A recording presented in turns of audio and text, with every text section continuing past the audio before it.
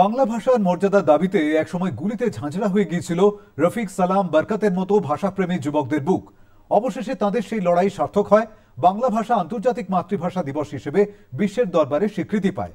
আর সেই লড়াইতে সামিল ভাষা শহীদদের স্মরণে দুই বাংলা সহ বিশ্বের বিভিন্ন প্রান্তে যেখানে যেখানে বাংলা ভাষাভাষী মানুষ রয়েছেন তারাই আজ অর্থাৎ 21শে ফেব্রুয়ারির দিনটিকে বিশেষভাবে স্মরণ করেন।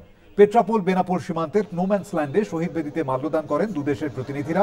উপস্থিত ছিলেন উত্তর 24 পরগনা জেলা পরিষদের সভাধিপতি বিধায়ক নারায়ণ গোস্বামী, তৃণমূল কংগ্রেসের মুখ্য সচেতক নির্মল ঘোষ, বাংলাদেশের যশোরের সাংসদ শেখ আফিল উদ্দিন প্রমুখ।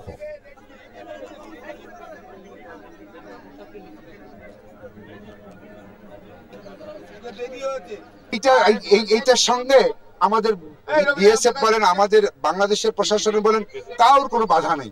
আমরা পুরো বাধা মুক্ত হয়ে আজকের নোম্যান্সল্যান্ডে দুই বাংলার মিলন মেলায় আমরা পরিণত হয়েছি।